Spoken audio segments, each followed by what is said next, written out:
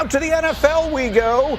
23 teams reporting for training camp today, and today's theme is tough love. The Packers and their quarterback, Jordan Love, may be nearing an agreement on a contract extension, but until it's done, he will not participate in practice or any games this preseason. The GM, Brian Gutekunst, said yesterday that Love's agents informed him of their plans before a deal gets done. Here was Shefty yesterday with more. You have a guy there, and the GM, Brian Gutekunst, is on board with that and saying that they're optimistic about getting the deal done and they understand why he's not practicing. Like that's a sign that they're trying to get this worked out. I think both sides think they can get it worked out. It could go either way still, but I think by the end of the week, my guess would be that Jordan Love will have a new contract that probably makes him one of the, if not the highest paid quarterback in NFL history.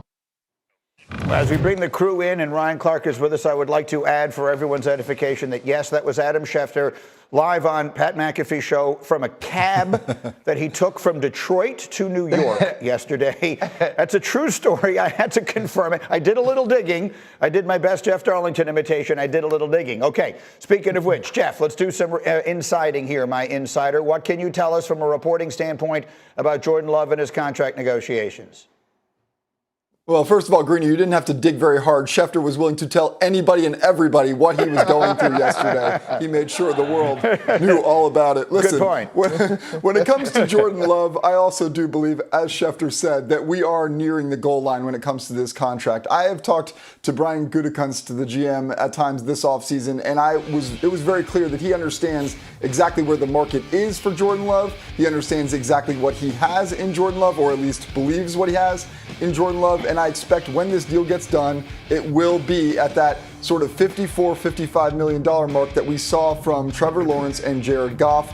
Make no mistake about it, this deal will get done. It's a matter of when, not if. Is there any question it's the right thing to do? You're a general manager. He's still, the sample size is pretty small. Is there any question in your mind you give him the money? Absolutely, 100%. 25 years old. Greeny, over the last 9 games, they went 7-2. He was 21 touchdowns and only 1 interception. From a front office perspective, this is a dream scenario. You drafted him, you developed him, so absolutely.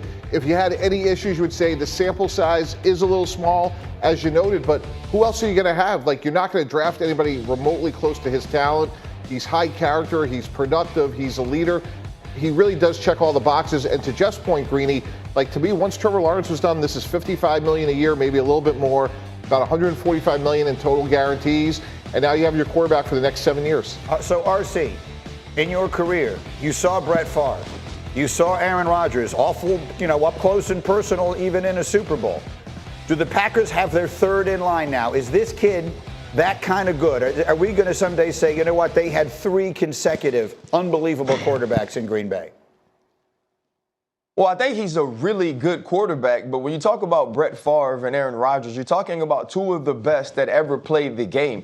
And why were they 2 of the best? It was consistency. We're talking about a guy in Brett Favre who had 3 MVPs, Aaron Rodgers who had 4. So Jordan Love hasn't shown us that. But what we saw over the last half of the season says in this world, in 2024, he should be one of the highest paid quarterbacks in all of football. David Mulligetta, who is his agent, said that they had a starting point for this deal. And until the Green Bay Packers got there was nothing to talk about. And now as this deal nears the end, we know that he's going to be up that $55 million mark. And he earned that with the way he played down the stretch of the season. But more importantly, what we saw from him in the playoffs against the Dallas Cowboys, he showed that he could show up in the most important games. He is an ultimate talent. He's still working to be at his top potential. And if he reaches that, you will have Brett Favre, Aaron Rodgers, and then Jordan Love with a possibility of getting his gold jacket as well. Yeah, and Greeny, this story won't be complete until 2039. Disgruntled Jordan Love gets traded to the New York Jets. That's exactly right. He'll be our quarterback about 16 years from now. But let me go back to them, because part of this is about the money, and then part of it is about the winning. And this is a really young team. Despite how young he is, he really has the opportunity to be the leader because he's been there, and everyone else on that team came after he did. So, RC, can he lead that team deep? Would it surprise you if we're looking at a world where the Green Bay Packers are deep in the playoffs this year? It wouldn't surprise me if we're looking at a world where the Green Bay Packers are in the Super Bowl next year. Let's not talk about deep runs. Look where this team was in the divisional playoff round against the San Francisco 49ers. They were 30 minutes away from being in the NFC Championship, and that was because of Jordan Love. That was because of a run game that now has Josh Jacobs instead of Aaron Jones. But we watched this team continue to ascend, and there's a young group of wide receivers, and I know not everyone knows the names of the wide receiver skill group in Green Bay, but they're absolutely phenomenal, and those guys are going to grow with Jordan Love as well. I love this team. I love some of the additions they made on defense, like a Xavier McKinney, and Jordan Love is going to be the catalyst of all of that. We could be talking at the end of the season saying Jordan Love is not only in the Super Bowl, but he was the best quarterback in all of the NFC while getting them there. Okay, I love it. And coming up, back on Get Up and back to one of our top stories of the day, as Packers quarterback Jordan Love says he will not partake in training camp practices or any preseason games until there is an agreement on a contract extension. But make no mistake, Green Bay is about to make Jordan Love one of the highest paid players in football history for one very good reason: he's going to be worth it. What if I told you he was going to be as good as either of the two legends who preceded him? Would you hesitate to pay him then? Of course you wouldn't. And here's the thing. He projects to be better. In his first year as Packers starter relative to theirs, Jordan Love won more games. He completed a higher percentage of his throws for more yards, more touchdowns, and fewer interceptions than either Brett Favre or Aaron Rodgers. He was better on all counts. He led Green Bay to round 2 of the playoffs. Brett did that in his second year, Aaron in his third. And here's the thing, when Love got going last year, there was literally no stopping him. From week 11 through a wild card demolition of Dallas, Love was 21 touchdowns and 1 pick. He took just 11 sacks, and he had the highest QBR in the league. In back-to-back games against Detroit and Kansas City, he threw for 535 yards, 6 touchdowns, no interceptions. Green Bay swept those two, scoring 56 points. Love was, in fact, the only quarterback to post a QBR of 90 or higher against the Chiefs all year. Now, does all that mean that Love is going to be a first-ballot Hall of Famer like the two guys before him? Of course it doesn't. But he is as good a bet as there is at his age in the entire league right now. So with apologies to the great Paul McCartney, in this case, money in by you, Love, and the Packers are about to get it exactly right a third straight time. Let us bring in the rest of the pack here to talk about this. I'm looking at the expressions on the faces. I'm looking at the general manager. I'm looking at the insider. I'm looking at the former defensive back. I'm looking for someone who looks like they're going to call me crazy. RC, are you going to call me crazy? No, I'm not going to call you crazy. I think it's a little early to start saying his career will be what Brett Favre's career was, who was an MVP and a Super Bowl champion. A little early to say it'll be what Aaron Rodgers' career was, who was the same. But Jordan Love has shown us he has that level of talent.